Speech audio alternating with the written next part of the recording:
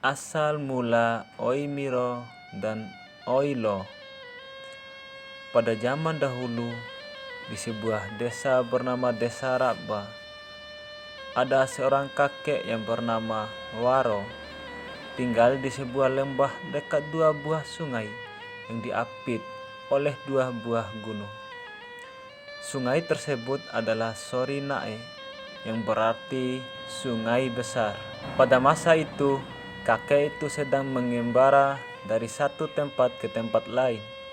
Pada saat pengembaraannya, kakek tersebut menempuh perjalanan jauh di dalam hutan rimba. Setelah berhari-hari berjalan dengan memakai tiki miro, dalam bahasa Indonesianya adalah tongkat rotan, maka sampailah pada sebuah tempat. Tempat tersebut berada di atas gunung yang ditumbuhi oleh pohon jambu, air yang buahnya bila dimakan terasa agak kecut. Kakek tersebut sambil duduk dan memungut buah jambu yang jatuh sembari memakannya. Di tempat itu, kakek tersebut menginap semalam. Pada saat kehausan, dia mencari mata air untuk minum sekitar gunung. Tetapi tidak ditemukannya mata air. Karena sudah merasa sangat lelah, sangat letih, kakek itu mengantuk sampai duduk, lalu dia tertidur. Dalam tidurnya, kakek itu bermimpi bertemu seorang yang memakai jubah hijau dengan mengatakan kepada kakek, "Wahai kakek, bila kamu ingin minum, kamu tidak perlu mencari jauh-jauh, cukup mencari di tempat dudukmu ini." Lalu kakek bertanya, "Bagaimana caranya untuk mendapatkan air minum?" Kemudian orang itu menjawab, "Gunakan tiki miromu atau tongkat rotanmu untuk menggalinya." Demikian kakek berdialog dalam mimpinya yang indah itu. Akhirnya dia terbangun dari tidurnya. Setelah bangun dari tidurnya, kakek itu merenung dan mengingat kembali mimpinya. Setelah diingat baik-baik urutan dialognya dalam mimpi, maka dia mengambil tiki miro dan menggali tanah di bawah pohon jambu tempat duduk dan tidurnya. Setelah menggali sedalam 30 cm, maka memancarlah mata air yang jernih dan segar. Akhirnya dia mengambil batu-batuan dan membuatnya sumur air yang bagus. Sumur yang dibuat oleh kakek itu hingga saat ini masih baik, dan oleh masyarakat di kampung tersebut memberi nama Oimiro.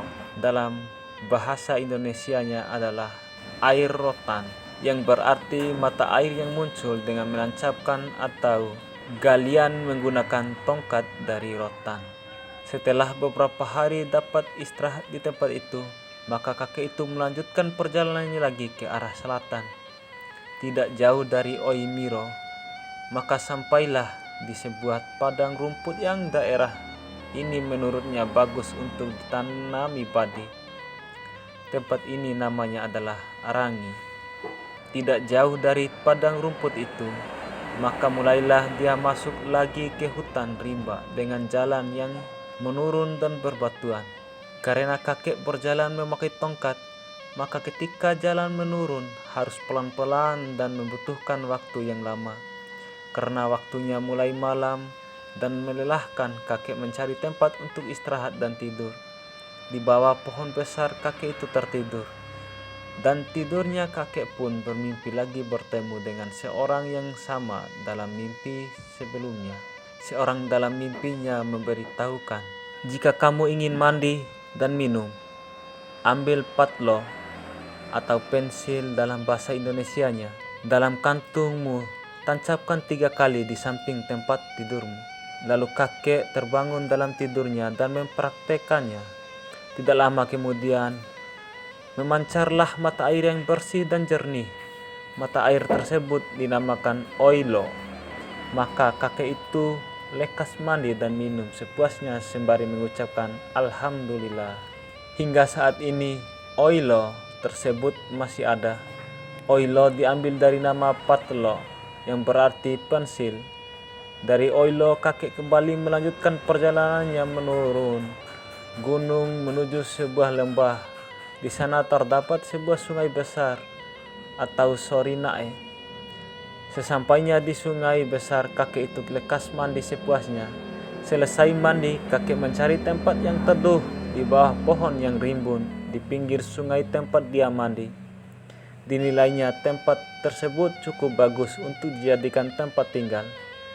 Maka pohon-pohon yang rimbun tersebut dijadikan tempat tinggal hingga akhir hayatnya. Tempat tersebut namanya Waro. Setelah kakek itu sudah tiada, maka tempat itu tertinggal hanyalah batu-batuan yang dulunya sebagai tempat duduknya. Oleh masyarakat di sekitar batu tersebut dianggap adalah sebagai penjelmaannya.